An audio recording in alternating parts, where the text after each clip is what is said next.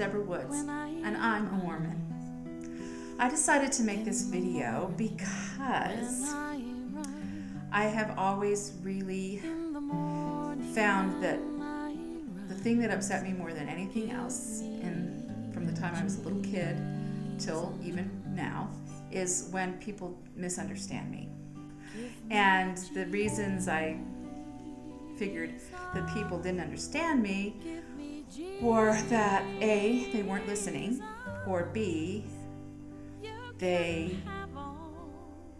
wasn't expressing myself very well, or I just didn't express myself at all and I expected people to just know. So,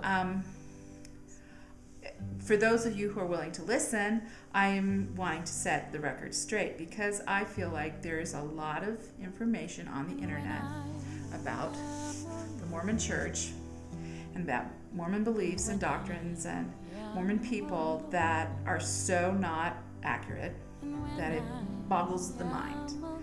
I have a web-based business designed for resources for LDS teachers, for Sunday school teachers, etc. And as part of my service, I go out and on the internet looking for other internet resources for Latter-day Saint teachers. And so I'm doing a lot of searching on the internet. And if I put in the word LDS or Mormon, oh my gosh, more than half, way more than half of it is antagonistic, ridiculing, misinformed, attacking, or blasé, and not giving an accurate representation of my faith. And instead of just getting mad about it, I decided, hey, how is anyone going to know how I feel if I haven't even expressed it and made it available to others?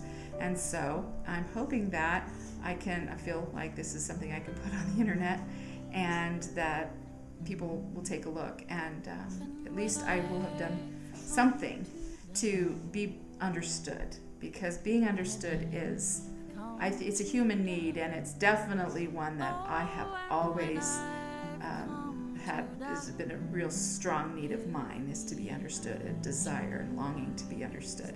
And so I'm going to set the record straight. So I'm going to just tell you a little bit about myself so you would even know if you care to listen anymore. But I am 53 years old. I live in Utah. I am the mother of 2 grown sons, and I have a web-based business called Latter-day Village, where I provide resources for teachers, and LDS teachers, to teach in Sunday school for children, for teenagers, and for adults. I am an artist, a graphic designer, a web designer, an author, and an actress. I've got a degree in theater and love acting on my special. That's just a little bit about myself. I was born and raised in Ohio, and I joined the Mormon Church when I was 16. And I thought that I could start off by just explaining why I joined the Mormon Church. And the reason I would want to do that is because it's still the reason I'm a Mormon today. And so that's been like, I was 16 and I'm 53, you do the math. It's been over 35 years. But the feelings and the reasoning is still valid to me today. Just to start off, I'm the youngest of 4 children, and my parents attended the Unitarian Church in Cincinnati, Ohio, when I was born. And we went there for the first 4 years of my life, for sure. And when I was 4, we moved to another town, into a new house, and it was a little further away. And so at some point, pretty quick on, I think, we stopped going to this church in Cincinnati, which was an hour away, to one that was in Hamilton, which was only half an hour away. So for the next, 5 years maybe, we went to the Unitarian Church in Hamilton. I didn't think too much about my church being any different from anybody else's church. I knew that all my friends went to different churches. My cousins were Catholic. I had a group of friends. I know a couple of them were Methodist. A couple of them were Episcopalian. One was Catholic. One was Jewish. Anyway, I had friends that went to the Presbyterian Church and the Lutheran Church and the Baptist Church and the Jehovah's Witness Church, and those are the ones that I'm aware of. There were probably some others that I didn't really know the names of. And I didn't know that, any of it mattered. It didn't matter to me. It was like, what street do you live on? What church do you go to? I mean, that's about as important as it was. And I knew where people lived, and I knew what church they went to, and that's all. Didn't mean anything. I didn't pick and choose my friends based on those kind of things. And sometimes I would go to church with my friends if I was at their house when they were going to church. I did go to church several times with my cousins because there was times we stayed at their house for an extended period of time. So I went to the Catholic Church, I know, a number of times. And all this was fine and good, and I never thought too much about it until I was 8 years old. And when I was 8 and in the 3rd grade, our teacher one day was showing pictures of famous works of art. And she would hold up the picture and say, this is, she'd tell the title of the picture and then who had painted it.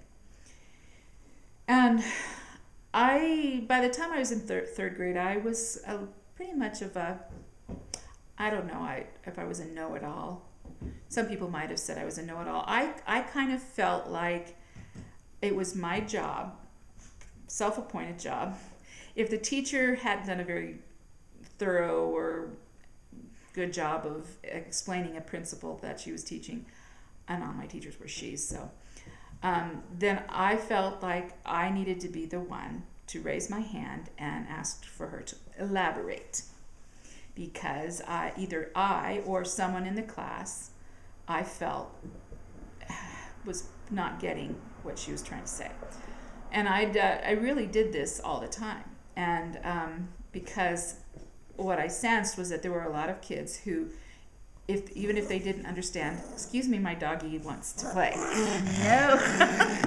There you go. Anyway. Oh dear, I might have to stop this if he keeps that up. So anyway, I noticed that even if kids didn't understand, they didn't want to draw attention to the fact that they didn't understand, so they wouldn't raise their hand. So I felt like I was doing everybody a service by being the one to raise my hand, because I didn't care. And so the teacher held up this picture, and she said, and here's a picture of the Last Supper by Leonardo da Vinci.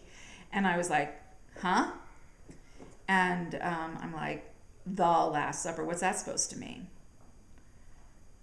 Whose Last Supper? These guys are obviously, this is from a long, long time ago, and there's been a lot of suppers since that picture was painted, and I'm like, I thought, she needs to explain. So I raised my hand and I said, whose Last Supper?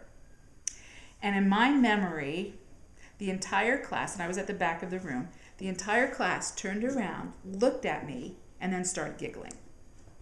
And the teacher's face turned bright red, and she quickly said, Jesus, and moved on.